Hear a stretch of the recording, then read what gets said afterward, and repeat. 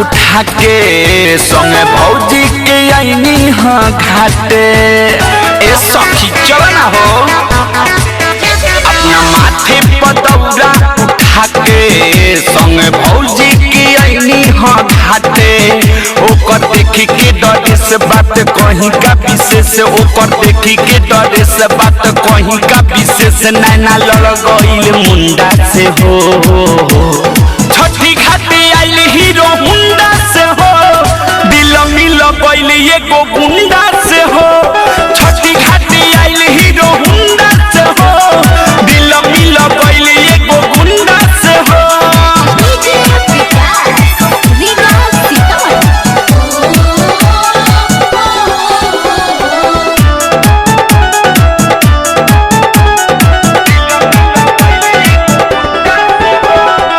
देखे में गुंडा बाकी सीधा बा दिल के। बड़ी खुशी मिलल उनका से मिल के।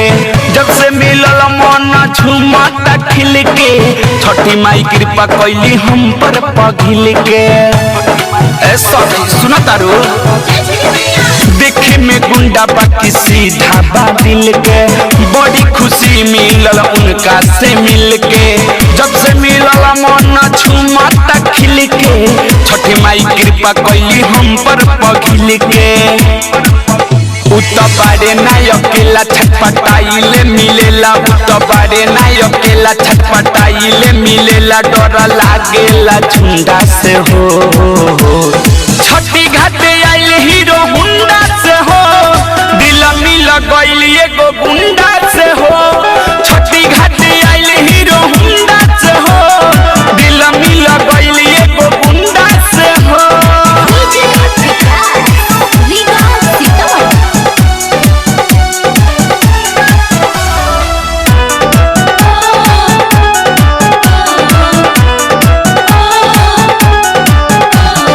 संगे सखी पूजा कैले छठी माई के। चल गईले ऊपर शादी चढ़ाई के। अजय चंदेश्वर संगे बारे खड़ी आई के। कैसे बताई हम जाके भौजाई से। ए सखी संगे सखी पूजा कैले छठी माई के। चल गईले ऊपर शादी चढ़ाई के। अजय चंदेश्वर संगे बारे खड़ी आई के। कैसे बताई हम जाके भौजाई से।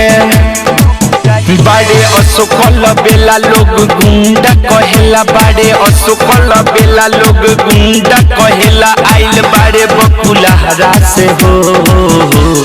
छठी घाटे आइल हीरो हुंडा से हो। दिल मिल गईल एगो गुंडा से हो। छठी घाटे आइल हीरो हुंडा से हो। दिल मिल गईल एगो गुंडा से हो। अपना माथे पर दौरा उठा के संगे भौजी की आईनी हाँ घाटे। ओकर देखी के डरे से बात कहीं का विशेष। ओकर देखी के डरे से बात कहीं का विशेष। नैना लड़ गईल मुंडा से हो। छठी घाटे आइल हीरो हुंडा से हो। दिल मिल गईल एगो